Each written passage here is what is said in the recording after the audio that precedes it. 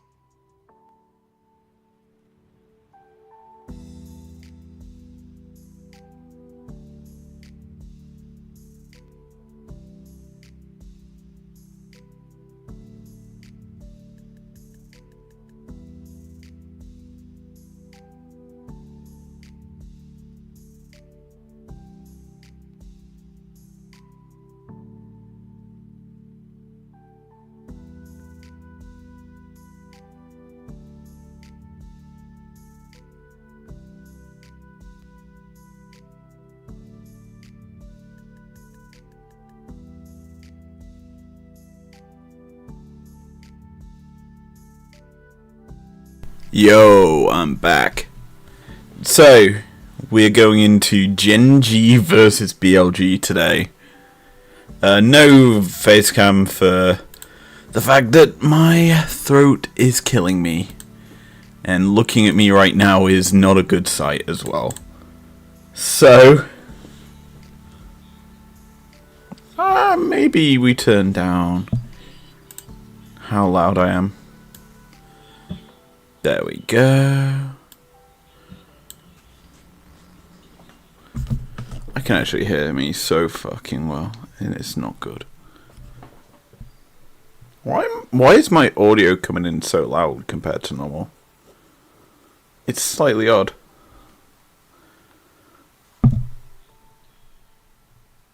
I mean, you guys can actually hear me as well, which is awkward, so I'm getting the reverb.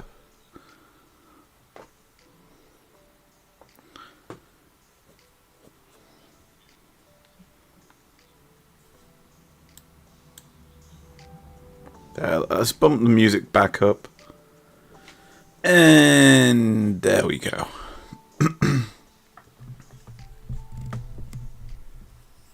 So I'm going to take that out my ear. Just hoping that it sounds okay now.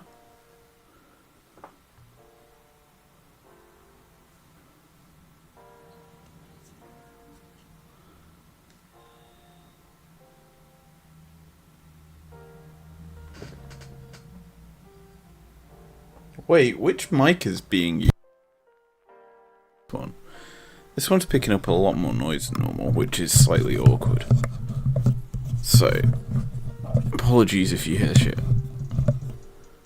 Anyway, I'm going to take this out because I'm very loud. Don't need to hear me now. And yeah, let's get into this one. I think we're pretty balanced up. And hopefully, today's stream goes pretty well. Now, I have been experiencing a little bit of issue with internet, so this one could be a little bit more interesting, shall we say, when it comes to noise. But let's get into this one. GenG appear to be on blue versus BLG, who are on red. As the draft comes out, seeing Talia removed, you've also got Vayne, Corki, Aurelion, Soul, Ari, maybe a pick, Ori, banned. Chovy's pool is also Azir heavy, so you could quite easily see that being picked up here by either team. But hey, who knows, as we just prep, ready to go into this one. I'm looking at it. I am sensing a angle for, you know what Dazzy's here, man. So I'm sensing an angle for Senna. I was literally saying it. Kalista or Varus. Then you take a strong support here, so Nort. Something with a hook for on. He does play Enchant as well. So Zeri Lulu, if they want to go for like a aggressive bot lane that has this Enchanter. Lucian Nami, also a combo that is up and available. There's so many different picks that can be played here. Anyway, Senna comes through, so you kind of expect TK. They're not T1 where they can play anything alongside the Senna. Ari's a nice pickup, and I think we'll probably see a... Okay, Xin instead of Nort instead of TK. Zin's available, TF is available, so they're going for that. So Prio on top lane.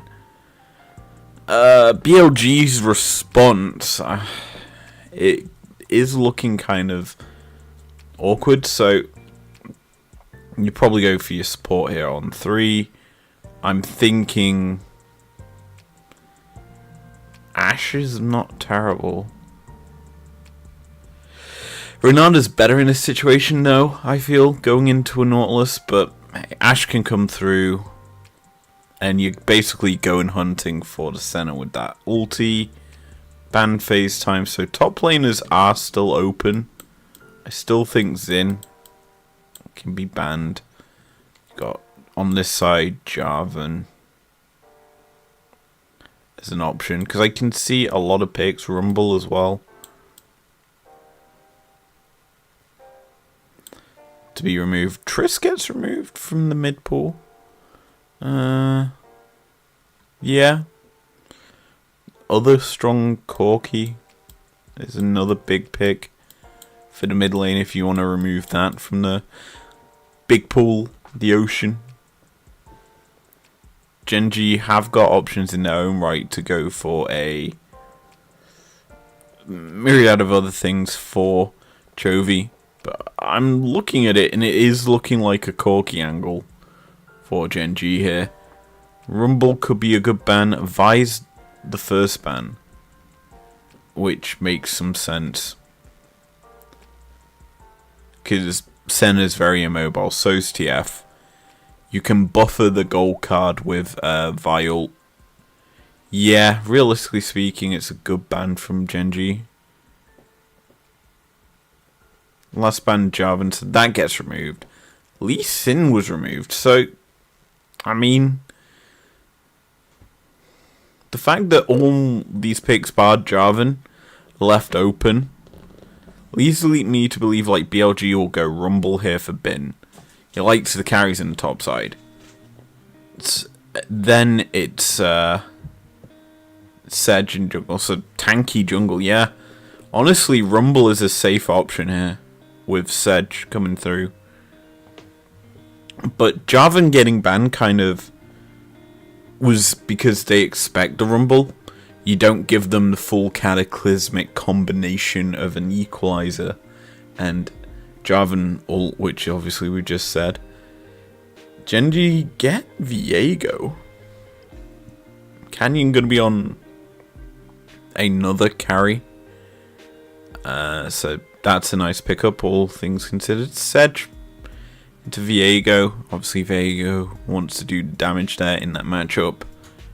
And I do like it specifically here because of the option to do a lot of work in terms of fighting and being a AD damage source while your center is obviously scaling up for late. That's a Camille. That's an Ori. I like the Orianna. Chovy getting that pick in game 1 makes some sense when you have a Nautilus that wants to get in the backside with his hooks. So you've got a ball delivery system there.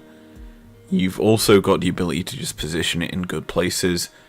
And to be honest, the bot lane that BLG has shed loads of vision with the Callista W and the Hawk shots coming out from the Ashe. As a whole, it's very hard for Ori to go down there, but she can utilize the ball to kind of clear out pathways for herself to get away from the, or evade being tagged up. So realistically speaking, it does make it a little easier to go make plays down there. And the reason I'm saying for GenG to play into that bot lane, Pays versus Elk is an explosive matchup.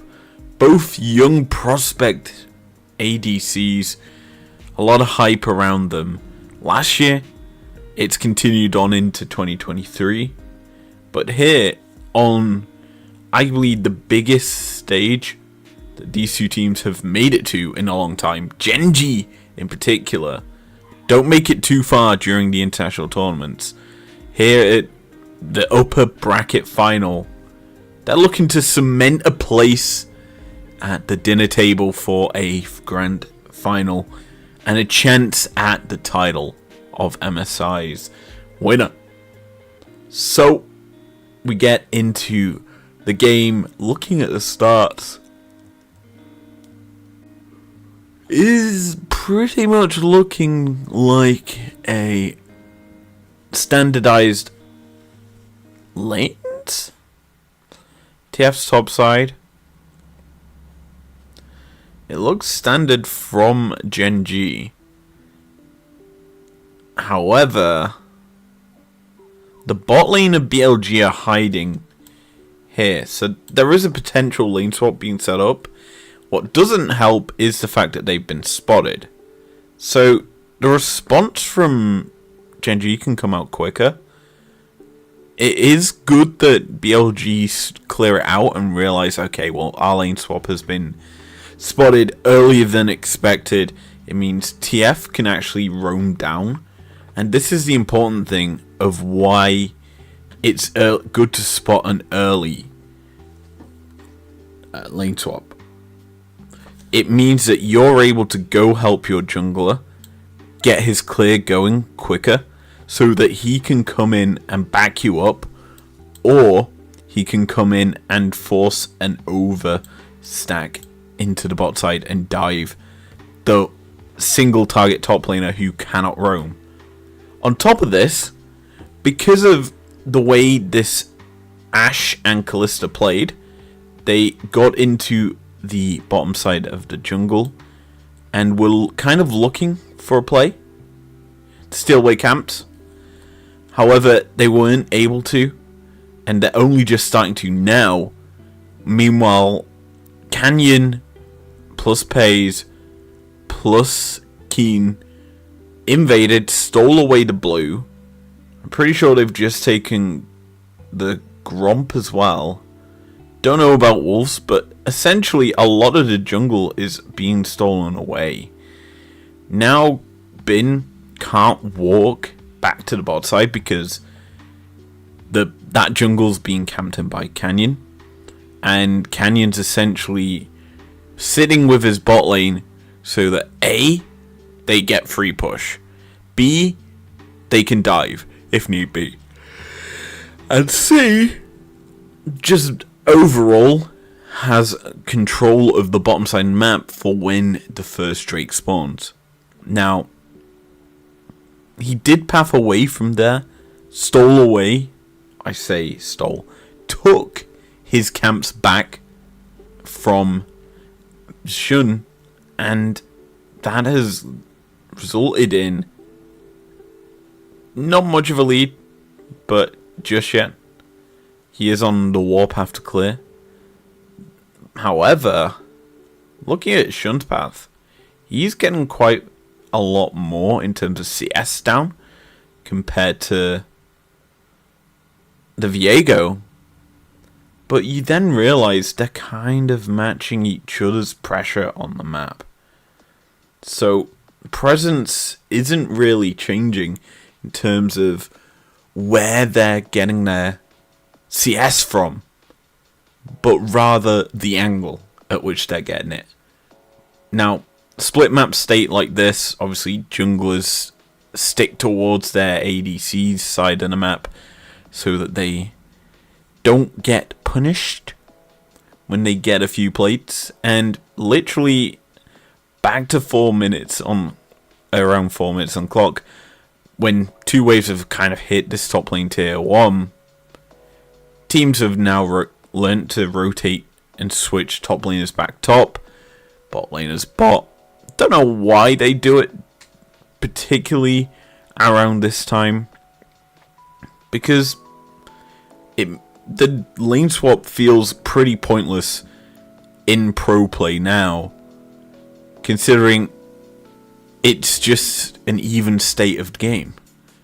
Like, teams have learnt how to even out the map plays, and while essentially we do see sometimes kills or dives onto the top laners, because of the fact that they're not necessarily staying in lane anymore when the lane swap's spotted, they're not really gaining anything, but they aren't losing anything at the same time, and that is the big benefit for them not sitting under tower, while a tower dive is essentially a formality of a lane swap.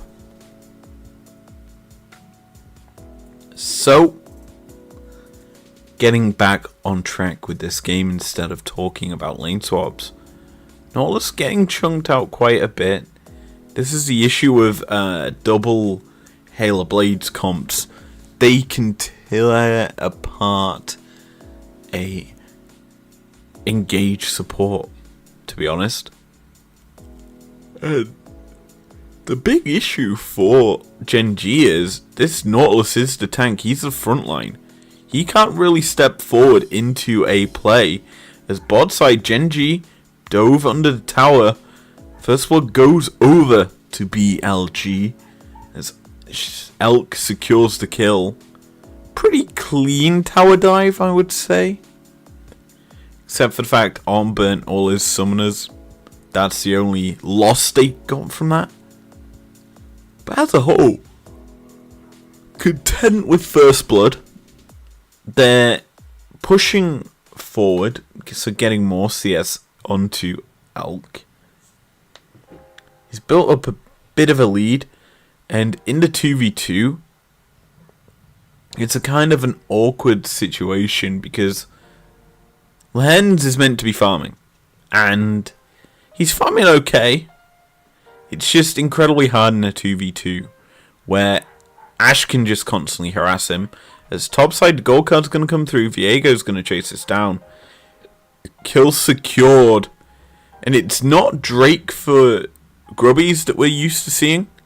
It's Drake for Grubbies and a kill onto this Viego. He's going to be happy, getting a bit more gold to spend. And he's already got his Noon Quiver in the back pocket, so building up for that Kraken Slayer. And you realistically have to think that the Viego, as a champion, is going to have to do a lot of work here on the backline.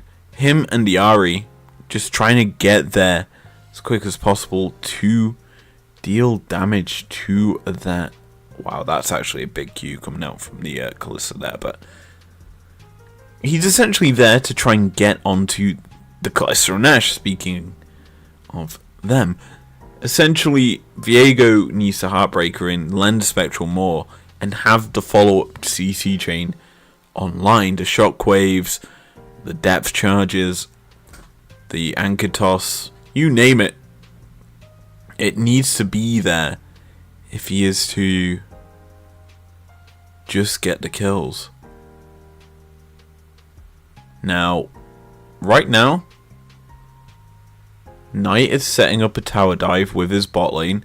It's a pretty big wave, but the Viego is hit, but it doesn't really matter as Pays already gets deleted. The Spirit Rush does a lot of work. It's a 3v3 still as the TF shows up with Destiny. It's a double kill over to him as all of GenG collapse. That is a response if I've ever seen it. As what? It's 5 members down in the bot side off of a 3-man tower dive? Like, jeez, that is protection, if I do say so myself, because it's funny. They try to protect, try to get some safety for Pays, but it's a little too late. He still falls, and he's fallen twice in this game, as the rest of his team just a little slow in respecting and responding to the play. Obviously, it was pretty telegraphed. Chovy roamed down, matched the roam of Knight, but obviously didn't get there in time to necessarily impact any plays. As for what we just saw there, flash trade for ulti, worth it if you're BLG. So we watch this play again. Viego's just hovering, out of vision. As soon as the Ari goes in with the Spirit Rush, she gets the kill with a Q. It's a clean execute. The issue is, GenG telegraphed it. Destiny comes through. It's easy pickings for Keen, who just secures the trade backs. Now, just taking a look at this. Grubbies are up. GenG grouping. They've brought 5 members up here. They're trying to contest this. Obviously, they've got 3 to boot, but it's a good smite out from the Sedge to secure herself too. It doesn't stop 4 grubs over to GenG, which I believe 4 or 5 is the cutoff for 1 Void might spawn. Not entirely sure. As nice charm from Knight, just to do a little trickle of damage to Chovy. But taking a look at how this game's going, what we're expecting right now, looking at the map state, is the Camille to look for a reset. She's freezing the wave a little bit. Obviously, knowing that she's got the support of her jungler around. But she's just trying to get to a strong state of the game that she can just sit inside for most of it. And the awkward thing about this one is there's a TF in there. TF kind of does the exact same that Camille does.